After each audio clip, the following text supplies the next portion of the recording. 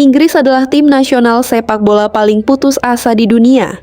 Namun dalam beberapa bulan ke depan, tekanan terhadap tim nasionalnya akan mencapai puncak. Kita semua sepakat bahwa Inggris punya peluang besar untuk berjaya di Amerika pada 2026, tetapi keyakinan saja tidak cukup, perbaikan nyata dibutuhkan, karena turnamen besar tidak pernah dimenangkan hanya dengan modal potensi. Setelah puluhan tahun dipenuhi skuad bertabur bintang yang berakhir dengan kekecewaan, generasi kali ini tak bisa lagi bersembunyi di balik alasan. Dari era Golden Generation yang gagal memenuhi ekspektasi hingga lahirnya tim yang kini lebih matang dan berpengalaman, Inggris memasuki fase penentuan. Dengan kapten yang mendekati penghujung karier dan komposisi skuad yang berada di usia emas, ini adalah momen yang tak boleh terlewat. Tak ada ruang untuk kegagalan berulang. Net Goal Plus kali ini akan mengulas mengapa negara dengan liga terbaik di dunia itu tak boleh lagi tersandung di Piala Dunia 2026. Simak kisahnya sampai tuntas.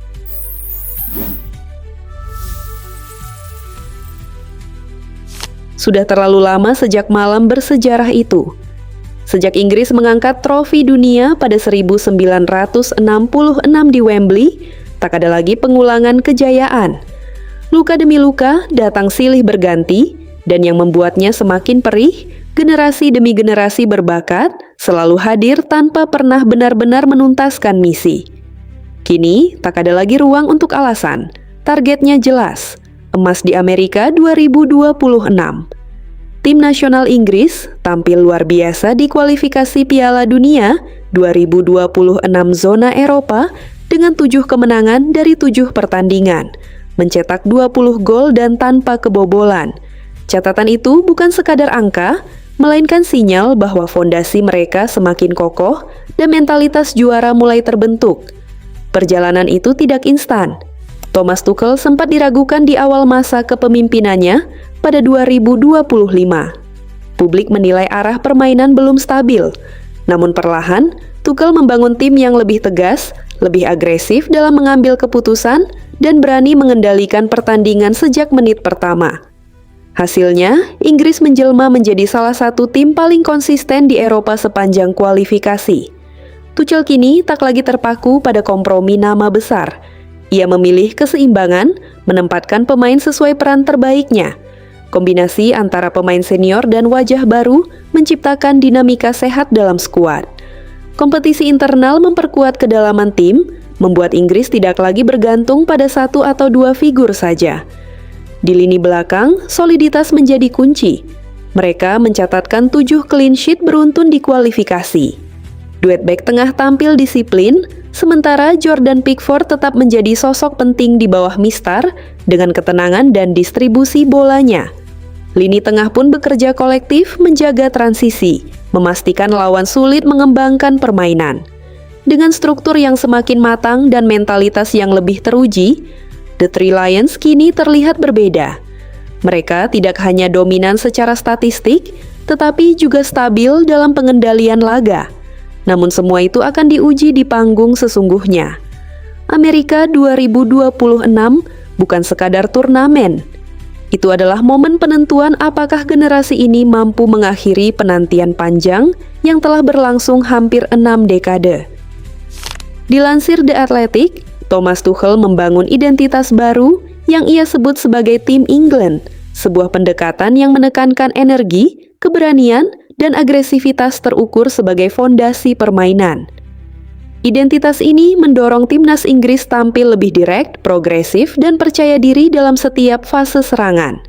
Dibanding era sebelumnya, pendekatan Tuchel membuat permainan Inggris lebih cepat dalam pengambilan keputusan, lebih vertikal dalam progresi bola, serta konsisten dalam menjaga intensitas sepanjang laga. Perubahan tersebut juga terasa dalam dinamika internal skuad. Atmosfer kamp kini lebih kompetitif dan minim hierarki berbasis reputasi. Tuchel secara terbuka menegaskan bahwa tempat di tim utama ditentukan oleh kesesuaian dengan sistem, bukan nama besar. Keputusan mempertahankan Morgan Rogers, meski Jude Bellingham telah pulih dari cedera, menjadi contoh konkret. Bahkan Phil Foden tetap dituntut beradaptasi dengan rencana permainan jika ingin mempertahankan posisinya di lapangan. Pendekatan serupa terlihat di sektor sayap. Tuchel lebih mengutamakan agresivitas, kemampuan menekan, dan kecerdasan membaca ruang dibanding sekadar reputasi. Kombinasi pemain yang sudah memiliki koneksi di level klub membuat pola serangan lebih efisien, seperti relasi Reece James dengan Noni Madueke di sisi kanan, serta Anthony Gordon dengan Tino Livramento di kiri. Koneksi alami ini mempercepat pemahaman taktik dan memudahkan rotasi posisi saat fase transisi. Persaingan internal pun menjadi motor peningkatan performa tim.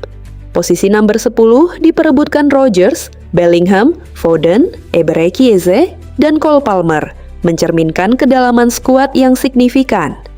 Di sisi lain, bek kiri seperti Jed Spence dan Miles Lewis Kelly terus bersaing meningkatkan standar permainan. Atmosfer latihan berlangsung dalam intensitas tinggi karena setiap pemain memahami bahwa performa harian menentukan peluang tampil di pertandingan resmi.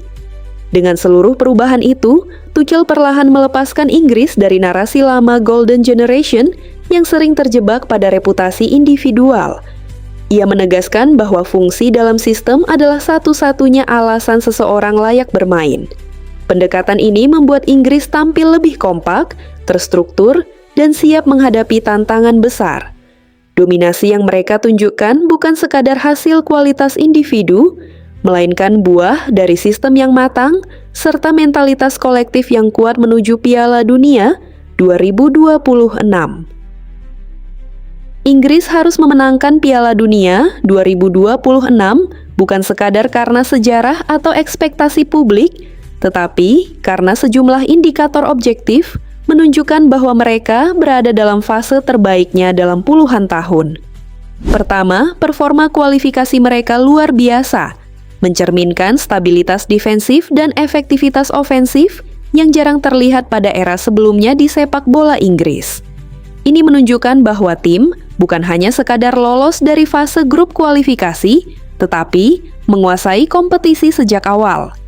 Kedua, struktur tim yang dibangun di bawah pelatih Thomas Tuchel telah menghadirkan keseimbangan antara pengalaman dan kebaruan, serta antara stabilitas defensif dan fluiditas serangan. Berbeda dari generasi-generasi sebelumnya yang seringkali mengandalkan nama besar tanpa sistem yang kuat, Inggris musim ini memiliki identiti permainan yang jelas, dengan pola pergerakan pemain yang tepat sesuai peran masing-masing. Kombinasi itu membuat mereka bukan hanya unggul secara taktis, tetapi juga adaptif menghadapi berbagai gaya permainan lawan. Ketiga, kedalaman skuad menjadi alasan kuat lainnya. Inggris kini tidak lagi bergantung pada satu atau dua pemain kunci. Posisi seperti nomor 10 ditopang oleh persaingan antara beberapa pemain berkualitas, yang membuat pelatih punya banyak opsi tanpa menurunkan kualitas. Di lini pertahanan, sosok seperti Reece James, Ezri Konsa, dan John Stones bersama Mark Guehi memberi pilihan stabil yang bisa menghadapi berbagai ancaman. Sedangkan di bawah Mistar, Jordan Pickford memberikan kombinasi ketenangan dan pengalaman yang krusial di laga-laga besar.